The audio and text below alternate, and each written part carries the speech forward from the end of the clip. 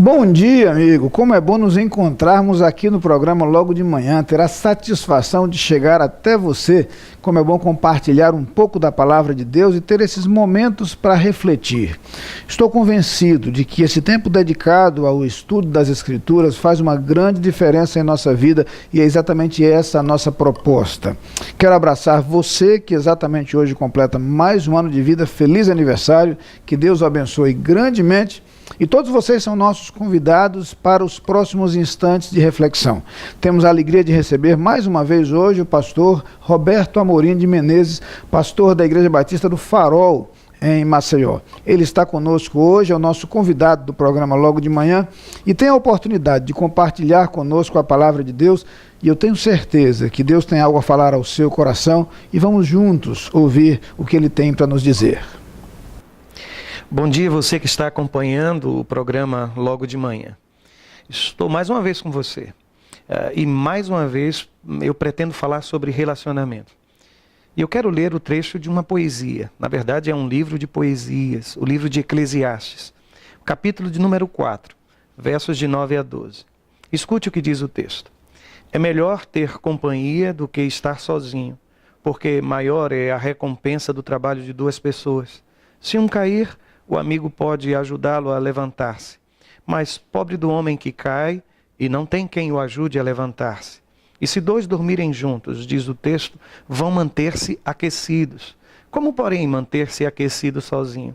Um homem sozinho pode ser vencido, mas dois conseguem defender-se. Um cordão de 3 dobras não se rompe com facilidade. Belo texto. Mas eu preciso reconhecer que ele não foi provavelmente inspirado ou não tem como pano de fundo o relacionamento entre um homem e uma mulher, ou um relacionamento conjugal.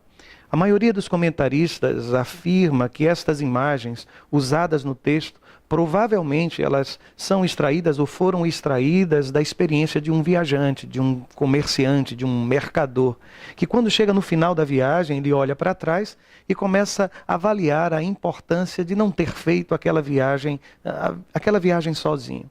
Eu gosto de pensar que amor é estrada, que amor é caminho. Mesmo porque é assim que o apóstolo Paulo define o amor antes do capítulo 13 da primeira carta. Ele diz, e eu vos mostrarei um caminho sobremodo excelente. É como se o amor ele não fosse nenhum ponto de partida, nenhum ponto de chegada, mas fosse uma estrada, uma construção. É como se ele dissesse que o amor é um gerúndio, é um fazendo, é um mamando. Eu me lembro de alguém que afirmou que o casamento ele não é como que o resultado do amor, mas quem sabe a oportunidade de amar. Esse texto, portanto, ele traz alguns elementos, na verdade são 4 elementos, extremamente importantes na construção de uma relação saudável. Hoje eu quero falar dos 2 primeiros. Amanhã quero compartilhar com você dos 2 outros. Mas que primeiros elementos são esses? Que 2 elementos são esses? Primeiro é a ideia de propósito, é a ideia de recompensa, é a ideia de ganho, é a ideia de salário. O texto sagrado vai dizer que é melhor ter companhia do que estar sozinho, primeiro, porque maior é a recompensa do trabalho de 2 pessoas. Nenhuma relação se mantém viva pelo trabalho de um só. E eu sei que alguns relacionamentos e casamentos estão sendo fragmentados exatamente por causa disso. Por maior que seja o seu amor por este homem ou por esta mulher, o seu amor sozinho não é bastante para manter esta relação. Uma relação não pode se manter pelo perdão de um só, renúncia de um só, sacrifício de um só. A relação é algo que é resultado da construção de 2, e é por isso que o texto sagrado estabelece isso. Eu sei que nós queremos colher, eu sei que nós queremos o salário, mas não queremos o trabalho. Nós queremos a colheita, mas nos esquecemos de arar a terra, de investir. A qualidade da sua relação conjugal, de sua relação familiar, de sua relação com seus irmãos, de sua relação com a vida, é o resultado proporcional do seu investimento em tudo isso. Por isso o texto sagrado vai nos dizer que é melhor serem 2 do que 1, porque os resultados são de fato maiores. E eu me encanto quando penso neste viajante olhando para trás e olhando para o seu companheiro, dizendo, olha, foi muito bom ter viajado ao seu lado.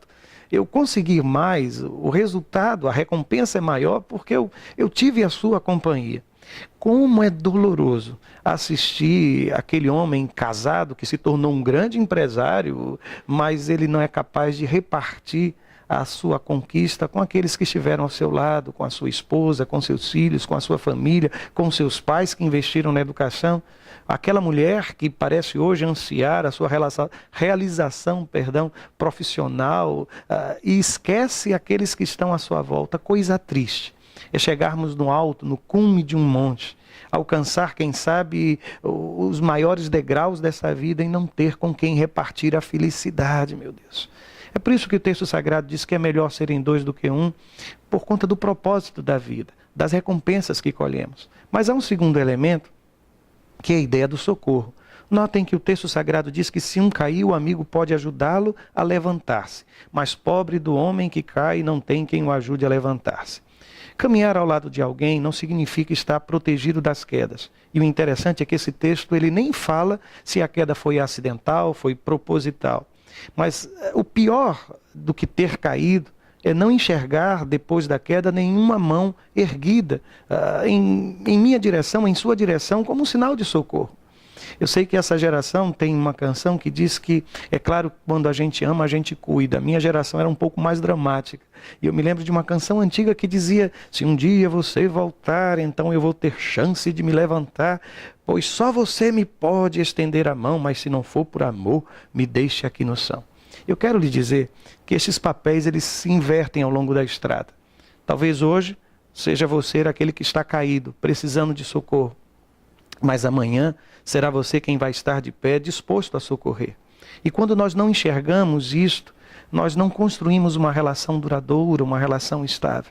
Por isso eu quero chamar a atenção hoje a você essas duas coisas. Primeiro, mostrar que a qualidade de sua relação será resultado desse esforço mútuo. Segundo, que Deus lhe colocou ao lado dos seus filhos, ao lado dos seus pais, ao lado de sua esposa, ao lado de seu marido, para que você seja para ele um socorro presente. Sabe como Deus às vezes nos socorre? Através das mãos daqueles que estão ao nosso lado. Que a sua casa seja esse ninho de afeto, este lugar onde as pessoas se sintam verdadeiramente protegidas e amparadas.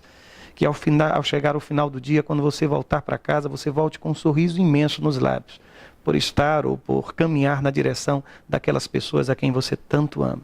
Esta é a minha oração, o meu desejo. Que Deus abençoe a sua vida e a vida de sua família. Amém. Lá vem o sol pra dizer que é dia, enchendo a terra de luz, despontando no horizonte. Lá vem o sol quando fim a noite, pra dizer que é dia.